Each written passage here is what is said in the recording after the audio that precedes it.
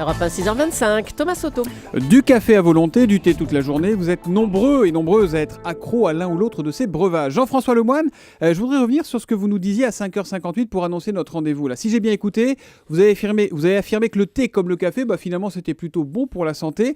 J'avais en tête par exemple que le café n'était pas très bon pour le cœur. C'est une légende urbaine ça ? Non, le café a longtemps divisé les médecins. D'accord, il éclaircit les idées, il stimule la mémoire, il accélère l'activité du cerveau, il diminue la fatigue et la somnolence, mais on regroupe sous le mot de caféisme un ensemble de désordres causés par l'absorption de trop fortes doses. L'insomnie, bien évidemment, mais aussi la nervosité, l'irritabilité, l'anxiété et les troubles du rythme de notre cœur. Et tout ça, c'est à mettre sur le compte de la caféine. Oui, c'est une substance qui excite notre système nerveux et donc facilite le travail intellectuel, mais elle agit également sur la circulation sanguine en augmentant le rythme et l'amplitude des contractions du cœur, en dilatant les vaisseaux. Puis la caféine permet également d'éliminer plus fortement. Tous les buveurs de café connaissent bien les effets diurétiques et sur l'intestin, pour être correct, du premier petit café du matin. Bon, mais alors on peut en boire combien par jour ? Quelles sont les bonnes doses ? Alors, on définit des doses pour ceux qui se méfient du café. Il existe des règles très précises. Pour une femme, on estime qu'il ne faut pas dépasser 300 mg de caféine, soit 4 cafés par jour. Julie, pas plus de 4 cafés par jour ? Non, mais j'en prends pas, moi. Voilà. Pour les hommes, 6 cafés.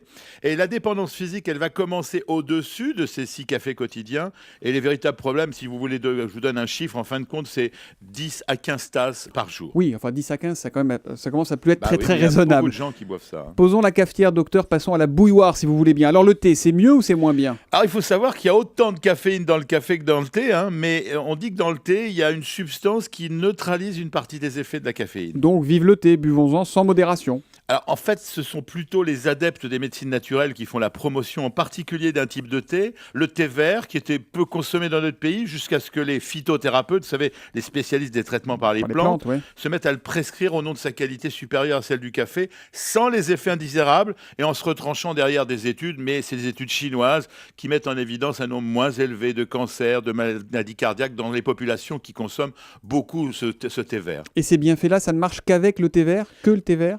Oui, c'est impossible de l'affirmer, comme peuvent le faire certains médecins, tant les modes de vie sont différents, vous savez, entre les populations du globe.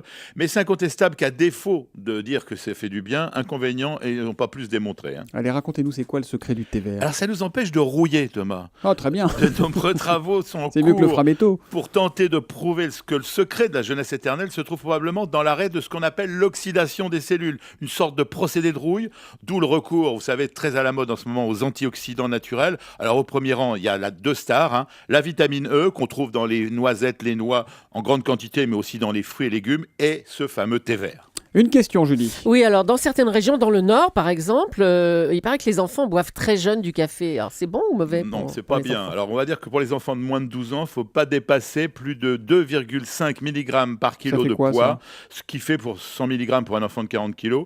Alors précisons qu'une tasse d'expresso représente 77 mg, un petit café classique dans un fast-food 110 mg, mais vous savez, on en consomme 137 mg dans un litre de cola et 240 mg Thomas dans la même quantité de ces boissons à base de Santoro dont nous allez nous donner le nom. Évidemment, absolument pas. Ah oui, je vais dire Pitbull, non, Red Bull et compagnie, là, c'est ça. Pitbull, c'est moins bien. Merci Jean-François. Après thé ou café, je vous propose, pour rester dans les questions angoissantes, de nous parler un jour du comparatif bain ou douche. Un de ces jours, ça marche aussi, ça ? Je vous le fais, ça très bien. Il est tout terrain, Jean-François Lemoine. Europe 1, 6h28, dans 2 minutes, le journal de Céline Kallmann.